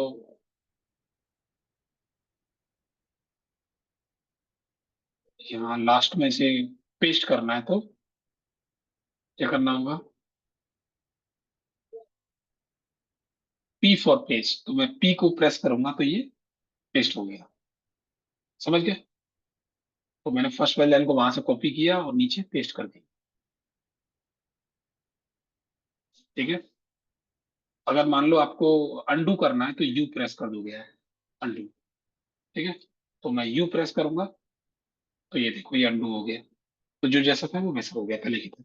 तो ये तो हो गया एक लाइन कॉपी करना। अगर मान लो आपको ऊपर की दो लाइनें कॉपी करनी है, ए वाली और बी वाली, ये दोनों लाइन। ठीक है, तो आप अपना कर्सर कहीं भी रख लो, मतलब ऊपर वाले पे ही रखो हमेशा, टॉप वाले पे, फर्स्ट वाली लाइन पे। वो ऑटोमेटिकली सेकंड वाली लाइन ले लेगा। उसके बाद क्या करना है आपको, प्रेस करना है टू वाई वाई। ठीक है, तो ये दो लाइन कॉपी करेगा। तो टू वाई वाई, तो दो लाइन कॉपी हो चुकी है। ठीक है, अब मुझे पेस्ट करना है बस। तो मैं नीचे जाऊंगा यहाँ पे लास्ट में और पी प्रेस कर दूंगा। तो जैसे ही मैं पी प्रेस करूंगा तो ये देखो दो लाइन ए और बी वाली पेस्ट हो गई। समझ गए आप लोग? इस तरीके से पेस्ट होता है। तो दोबारा से मैं अंडू कर देता हूँ, तो यू दबाया मैंने, अंडू हो गया। तो ये तो हो गया कॉपी वाला सीन कंप्लीट। अब करते हैं हम लोग कट वाला scene. CC, CC for cut, single line. तो अगर मुझे ऊपर वाली लाइन को कट करना है तो सीसी, कट हो गया। जैसे ही मैंने दो बार दबाया तो वो ऑटोमेटिकली कट हो गया वहां से। लास्ट में जाऊंगा और यहाँ पे पी प्रेस कर दूंगा पेस्ट करने के। सॉरी, कमांड मोड में जाना पड़ेगा आपको। ये देखो हो गया पेस्ट। वहां से कट हुआ, यहाँ पे पेस्ट हो गया। तो दोबारा से अंडू कर देता हूं मैं, अंडू हो गया। अब ठीक है, ये अंडू हो गया। अब मान लो आपको दो लाइन कट करनी है, तो दो लाइन कट करनी है तो आप सिंपली टू सीसी दो लाइन कट हो गई, ए और बी वाली लाइन कट हो चुकी है। ठीक है, दोबारा से इसके इसके कमांड मोड में जाओ और पी प्रेस कर दो। जैसे पी प्रेस करोगे तो ये देखो दो लाइन ऊपर से कट होके नीचे आ गई। तो ये होता है फाइल के अंदर ही कॉपी पेस्ट करना, काटना लाइन को, ये करना वो करना। ठीक है, दोबारा से अंडू कर देता हूँ, अंडू हो गया। तो ये तो कट वाला सीन हो गया, कट कंप्लीट। अब करते हैं डिलीट। अगर आपको किसी लाइन को डिलीट करना है तो डीडी। ठीक है, तो जैसे मान लेते हैं कि मुझे सी वाली लाइन है, उसको डिलीट करना है। ठीक है, तो मैं डीडी प्रेस करूंगा तो सी वाली लाइन डिलीट हो गई। ठीक है, अगर मान लो मुझे लास्ट की दो लाइन है ये, जे और के, इन दोनों को डिलीट करना है तो टू डीडी, दोनों लाइन डिलीट हो गई। ठीक है, तो ये दोनों लाइनें डिलीट हो चुकी है। तो इस तरीके से आप फाइल को एडिट कर सकते हो। ठीक है, तो ये आपका जो विम टूल है वो कंप्लीट हो चुका है। फाइल बनाना और फाइल को मॉडिफिकेशन करना जो मैंने अभी दिखाया, ये इट्स कंप्लीटेड। ठीक है,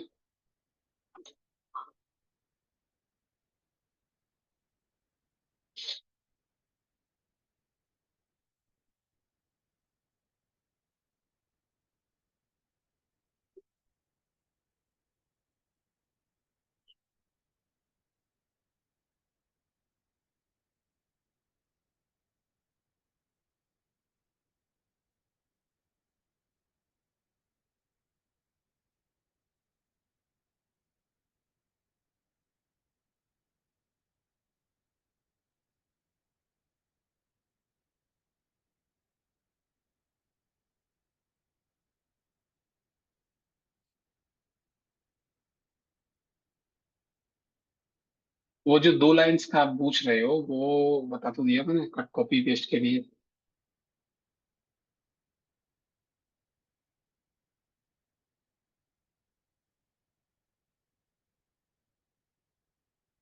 ठीक है, तो आपका ये जो विम वाला टूल है ये कंप्लीट हो गया है। अब आप इससे 1 या 2 या 3 बार, 4 बार अपनी लाइनों को, सॉरी, अपनी फाइलों को बनाओगे। ठीक है, उससे क्या होगा, आपका विम अच्छा हो जाएगा। प्रैक्टिस करोगे तो विम टूल बहुत अच्छा हो जाएगा। अब एक और टूल है जिसका नाम है नैनो। ठीक है, इसका नाम है नैनो। नैनो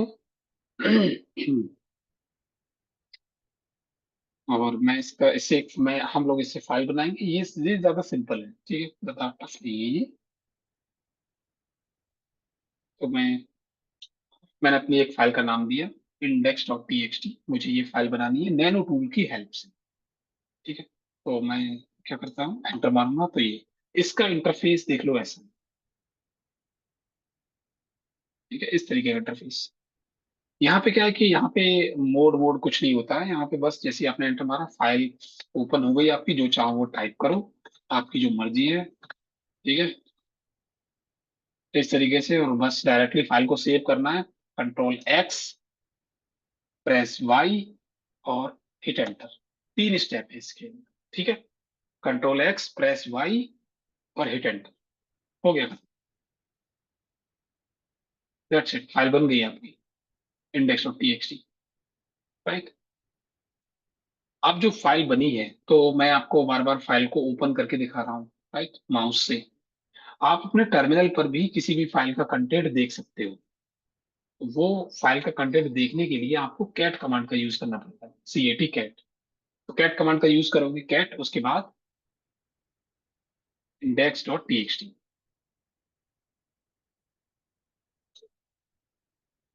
जिस भी फाइल का नाम दोगे तो उस फाइल का कंटेंट आपके टर्मिनल पे प्रिंट हो जाएगा। तो उससे कंफर्म हो जाएगा कि हाँ, इस फाइल के अंदर ये लिखा हुआ है। राइट, अगर मुझे फाइल.txt इसका कंटेंट देखना है तो इसके अंदर ये लिखा हुआ है। क्लियर है? अब अगर मान लो मैं दोबारा से इसको ओपन कर लेता हूँ, नैनो index.txt, और मुझे ना कोई भी फाइल या कोई भी लाइन को डिलीट करना है, डिलीट करना है यहाँ पे। मतलब डिलीट वाला तो ऑप्शन नहीं है, बट कट वाला है, कट है और पेस्ट है। तो जैसे मुझे फर्स्ट वाली लाइन है, ठीक है, इसको मुझे डिलीट करना है तो कंट्रोल के कर दिया, मतलब कट हो गया। कट के बाद डायरेक्टली आप दोबारा से इसको सेव कर दो, control X, Y, enter. Check करो, तो वो जो फर्स्ट वाली लाइन थी वो डिलीट हो चुकी है। ठीक है,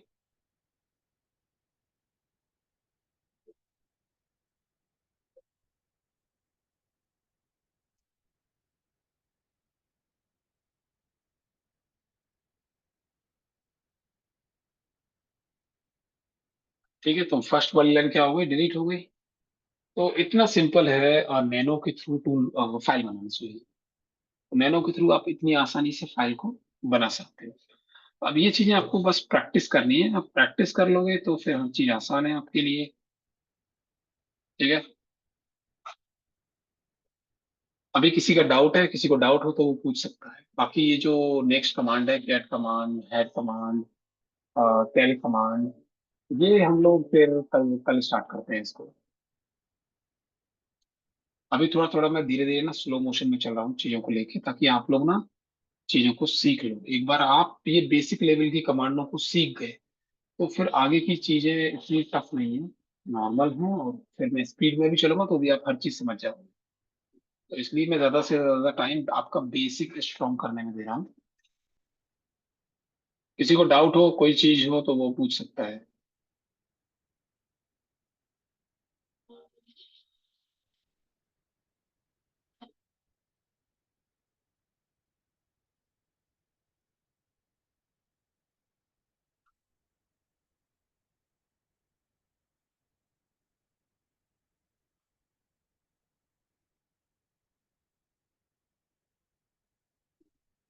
अच्छा बेटा, मलकित सिंह, एक लाइन डिलीट करनी है तो, या एक लाइन कट करनी है, डिलीट करनी है, या कॉपी करनी है, तो एक बार उसमें CC या DD लिखा हम लोगों ने।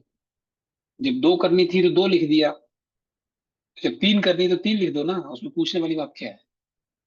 4 करनी है 4 और लिख दो कि 4 DD, 4CC, तो 4 लाइन कॉपी हो जाएंगी, 4 लाइन डिलीट हो जाएंगी।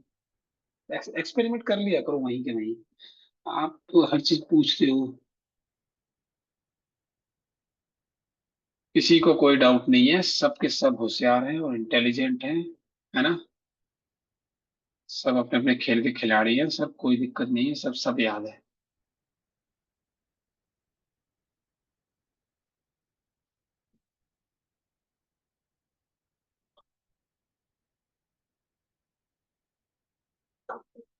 चलिए फिर अभी काम कीजिए आप लोग सभी।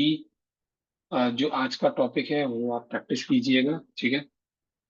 और इसका रिवीजन कीजिएगा। और सब प्लेलिस्ट से रिलेटेड ज्यादातर मैंने सबकी प्रॉब्लम सॉल्व कर दी है, ठीक है। आप सभी अपना अब अपना रोल नंबर अपनी चैट में डाल दीजिए, ठीक है। रोल नंबर डालते जाइए, और आप चाहो तो अब एग्जिट कर सकते हो।